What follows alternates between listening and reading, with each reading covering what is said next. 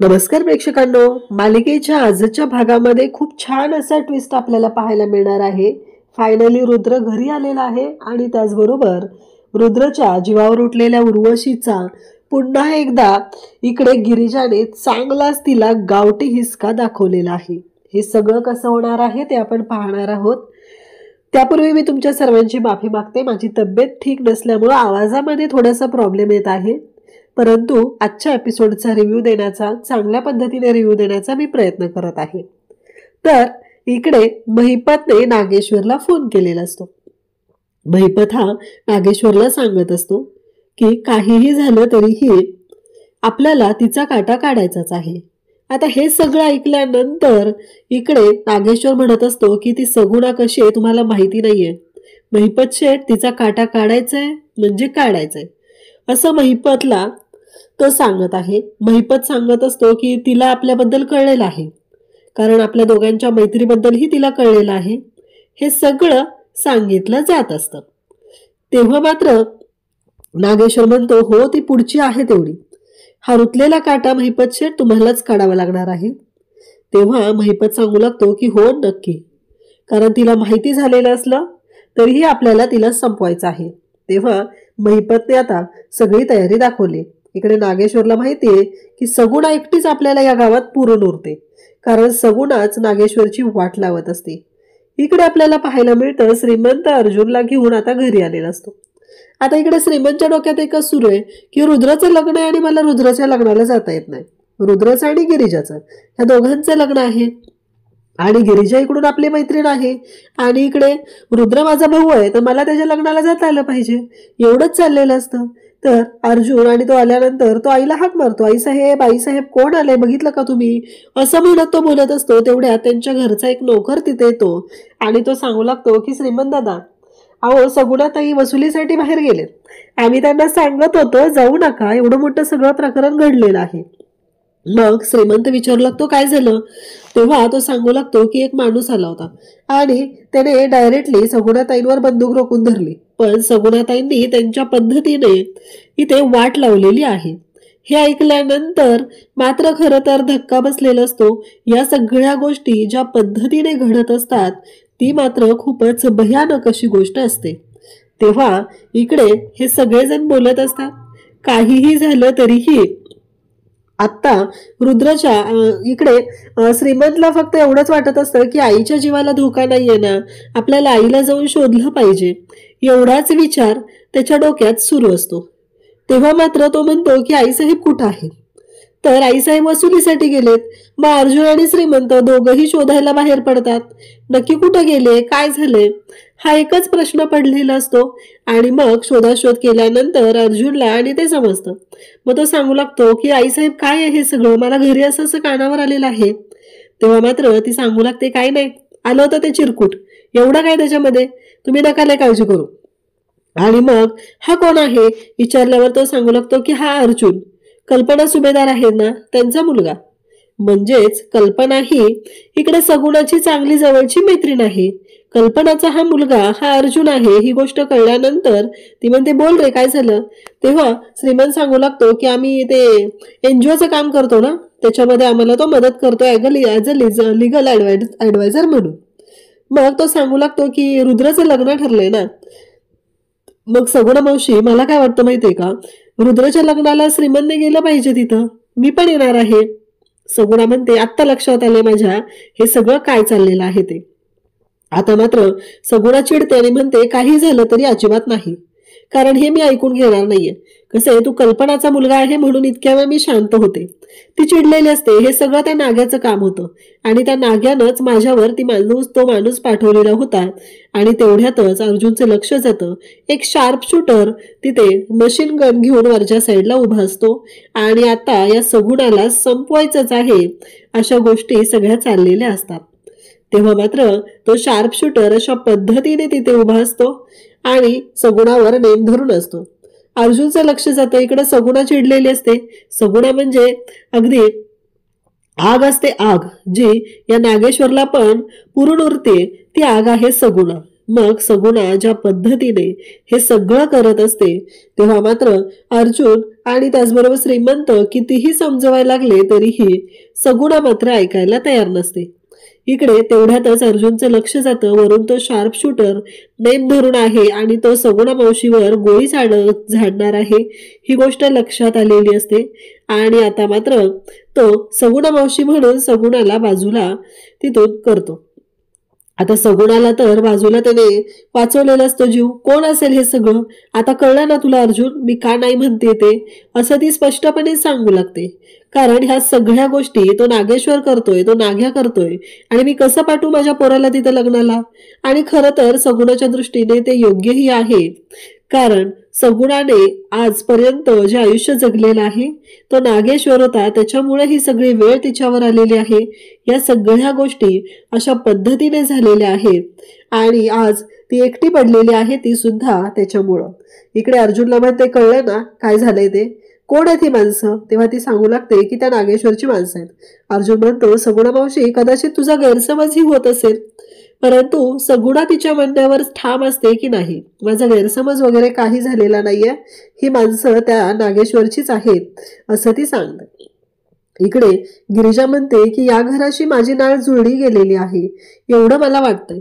या घराशी काहीतरी असं माझं कनेक्शन आहे की ज्यामुळं मला या सगळ्या गोष्टी आपल्याशा वाटत आहेत, ह्या सगळ्या गोष्टी माझ्या बरोबरच्या वाटत आहेत असं ती विचार करू लागते. तेव्हा मात्र इकडे ते पाळण्यातलं खेळणं, तिथं असलेली ती बाई, त्या बाईने तिच्यासाठी गायलेली अंगाई, हे सगळं तिला आठवू लागतं. ती म्हणत असते की नाही या सगळ्याचा कुठेतरी काहीतरी संबंध आहे. आता इकडे गिरिजा पाहते तर समोर तिला ते नाणं दिसतं आणि देवीचा आशीर्वाद तर गिरिजाच्या पाठीशी आहे. म्हणून तर गिरिजा एवढ्या मोठ्या संकटातनं वाचलेली असते आणि आज ती जिवंत असते. गिरिजा आता ते नाणं हातात घेते तेव्हा तिला आठवतं देवीचा आशीर्वाद तिच्या पाठीशी कशा पद्धतीने आहे. इकडे आता दत्तूला या उर्वशीने मारलेलं असतं आणि त्यामुळं नागेश्वरने आता दत्तूला पाणी वगैरे प्यायला दिलेलं असतं आणि त्याच वेळी ती त्याची विचारपूसही करू लागतो. तेव्हा मात्र दत्तू म्हणत असतो की हो आता बरं वाटतंय मला. खरं तर या गोष्टी ज्या घडलेल्या असतात त्या खूपच भयानक पद्धतीने झालेल्या असतात, ज्याचा विचारही कोणी करू शकत नाही. इकडे उर्वशी मात्र माजुऱ्यासारखी वागत असते आणि त्याच वेळी नागेश्वर इकडे दत्तूला विचारतो की मला एक सांगा, ते प्रभास तुमच्याकडे राहत होता ना? तेव्हा दत्तू सांगतो की हो प्रभास माझ्याकडेच राहत होता. मग तुम्हाला प्रभासने काही सांगितलेलं का, म्हणजे त्या मुलीबद्दल वगैरे? तेव्हा दत्तू म्हणतो की नाही, पण प्रभास हा काहीतरी प्रत्येक वेळेस वेगळं वेगळं बोलत असायचा, म्हणजे त्याच्या डोक्यात वेगळंच काहीतरी सुरू असायचं आणि तो तोंडातून शब्द मात्र वेगळेच काढायचा. हे सगळं जेव्हा घडत असतं तेव्हा मुद्दामाच इकडे दत्तू सगळं खोटं सांगत असतो. ज्या घडलेल्या गोष्टी वेगळ्याच असतात आणि इकडे दत्तू सांगताना मात्र वेगळाच सांगत असतो. तेव्हा मात्र गिरिजा तेवढ्यात तिथं आलेली असते. उर्वशी म्हणते बघितलं ना, आता बोलले असते पण राहू द्या. कसं आहे दादासाहेब, तुम्हाला आमचा राग येतो. कुठे आहे तुमची ती नशीबवान मुलगी? आताही तुमचा अंदाज चुकलेलाच असणार आहे हे मला माहिती आहे. असं म्हटल्याबरोबर गिरिजा तेवढ्यात तिथे येते आणि म्हणते की हेच ना ते नाणं. आता मात्र दादासाहेब उठतात आणि गिरिजा नशीबवान आहे हे पुन्हा एकदा गिरिजाने तुमच्या समोर सिद्ध केलेलं आहे. दीदी तुमच्या लक्षात येतंय का, असं म्हणत दादासाहेब इकडे बोलू लागतात. तेव्हा मात्र गिरिजा म्हणत असते की हे सगळं काय चाललंय? तेव्हा दादासाहेब म्हणतात की हे बघा कसं आहे, गिरिजा नशीबवान आहे, दीच्या पाठीशी देवीचा आशीर्वाद आहे असंही इकडे दादासाहेब म्हणत असतात. त्याचवेळी दत्तू त्याचबरोबर मोनू उठलेले असतात. तेव्हा इकडे दत्तू म्हणतो की आता मला मुलीची माझ्या काळजी करायची अजिबात गरज नाही, सगळं तिचं व्यवस्थित होणार आहे असं इकडे दत्तू सांगू लागतो. कारण गिरिजाला त्यावेळेस आठवतं इकडे नागेश्वरने तिच्यावरती जी तिला ऑफर दिलेली होती, जर तुझ्या बापाचा जीव तुला वाचवायचा असेल तर तुला आमच्या मुलाशी लग्न करावं लागेल. आणि गिरिजाने आपल्या वडिलांसाठी ती ऑफर स्वीकारलेली होती. खरं तर रुद्रसारखा नवरा मिळणं ही गोष्ट खरंच लाख मोलाची आहे, परंतु ह्या सगळ्या गोष्टी वाटतात तेवढ्या सोप्या नाहीयेत. इकडे गिरिजा तिच्या बाबांना मिठी मारते. दत्तू म्हणतो की चल पोरी आम्ही निघतो आता, तू इथं सुखात आहेस. तेव्हा नागेश्वर मनातल्या मनात म्हणतो की 6 महिने सुखात राहील, त्यानंतर तर बघायलाच नको, असं नागेश्वर स्वतःशी बोलू लागतो. इकडे दत्तू म्हणत असतो की काळजी घ्या. त्याच वेळी ती मोनूकडे येते, मोनूला समजावू लागते. मोनूला म्हणत असते की काय झालं मोनू, असं काय करतोयस? तेव्हा दत्तू म्हणतो की अरे मोनू काळजी करू नको, चल बाळा, असं सांगू लागतो. तेव्हा मोनूला ते सांगते की तुला बाबांची आणि तुझी काळजी घ्यायची आहे आणि एकदा एक गोष्ट लक्षात ठेव. तेव्हा तो म्हणू लागतो की पण मला तुझी आठवण झाली तर आली तर? तेव्हा ती म्हणते की फोन करायचा. आता दत्तू आणि मोनू जातो, गिरिजा सुद्धा आतमध्ये जाते आणि त्यांना सोडून येते. तेव्हा नागेश्वर म्हणतो की सुभानराव याच्यावर लक्ष ठेवायचं, कारण गिरिजाला जर त्या माणसाने सांगितलं असेल तर हिला का सांगितलेलं नाहीये ते आपल्याला कळलं पाहिजे. त्यामुळं हिच्यावरती बारीक लक्ष ठेवायचं आहे, याच्यावरती बारीक लक्ष ठेवायचं आहे, कारण तो आपल्याशी खोटं बोलतोय, असं त्यांचं चाललेलं असतं. इकडे आता रुद्र आलेला असतो आणि रुद्र बोलत असतो, तो म्हणजे गुलाबराव बरोबर. रुद्र सांगू लागतो की बाबा आता निघतोय मी, झालं माझं व्रत पूर्ण आणि आता मला जायचं आहे गावी. तेव्हा लगेचच बोलायला सुरुवात करतो तो म्हणजे गुलाबराव. गुलाबराव म्हणतो की बरं झालं, लांबचा प्रवास आहे, लवकर निघ बाळा आणि काळजी घे, असं सांगितलं जातं. तेव्हा गुलाबराव म्हणतो की गावची आठवण झाली, त्या गावात ना एक देवीसारखी बाई आहे. तेव्हा रुद्र म्हणतो कोणाबद्दल बोलताय तुम्ही? तेव्हा इकडे गुलाबराव सांगू लागतो की सगुणा, सगुणा नाव आहे तिचं. तेव्हा तो म्हणतो सगुणा मावशी, अहो ती तर माझी मावशी आहे, माझ्या आईची बहीण आहे, असं तो सांगू लागतो. तेव्हा गुलाबराव मनातल्या मनात म्हणतो की हो बरोबर आहे. पण तेव्हा गुलाबराव इकडे मनातल्या मनात म्हणू लागतात की काय सांगू तुला, अरे ती माझी बायको आहे आणि माझा पोरगा श्रीमंत. खरंच आज तुझ्यामुळं मला कळलं की ते दोघं जण सुखरूप आहेत. कारण इकडे गुलाबराव सांगत असतो की मी तिच्याकडून ना पैसे घेतले होते, मंदिरात भेटली होती मला. तेव्हा इकडे रुद्र सांगू लागतो पैसे घेतले होते, मग तर ती तुम्हाला अजिबात विसरणार नाही. हा, मी जाऊन जरी तुमच्याबद्दल तिला बोललो ना तरी तिला कळेल, असं गुलाबरावला श्रीमंत सांगू इकडे रुद्र सांगू लागतो. तेव्हा गुलाबराव मनातल्या मनात म्हणू लागतो की काय करू देवा, खूप दिवस झालं माझी बायको माझा पोर माझ्यापासून दूर आहे, याच्यासाठी स्वतःला त्रास देत बसू का त्यांची खुशाली कळली याच्यासाठी स्वतःला आनंदी समजू. इकडे उर्वशीला मात्र खूप राग आलेला असतो. ती म्हणत असते की काहीही झालं तरीही मला हे सगळं कळलं पाहिजे, नक्की काय घडतंय, कुठल्या गोष्टी या सगळ्याला जबाबदार आहेत, हे सगळं सत्य मला कळलं पाहिजे, असा विचार आता चाललेला असतो.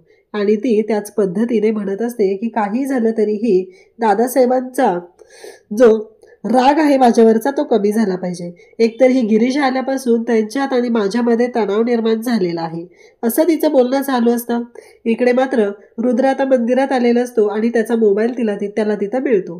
गुलाबरावनेच तो मोबाईल आणून तिथं ठेवलेला असतो आणि मग रुद्र तो मोबाईल हातात घेतो आणि तेवढ्यातच त्याच्या मोबाईलवरती व्हॉइस नोट आलेली असते, ती म्हणजेच उर्वशीची. आणि तो व्हॉइस नोट ओपन करतो, त्यात कळतं की दादासाहेबांनी त्याचं लग्न ठरवलंय. पण कोणाबरोबर लग्न ठरलंय हे मात्र रुद्रला माहिती नसतं.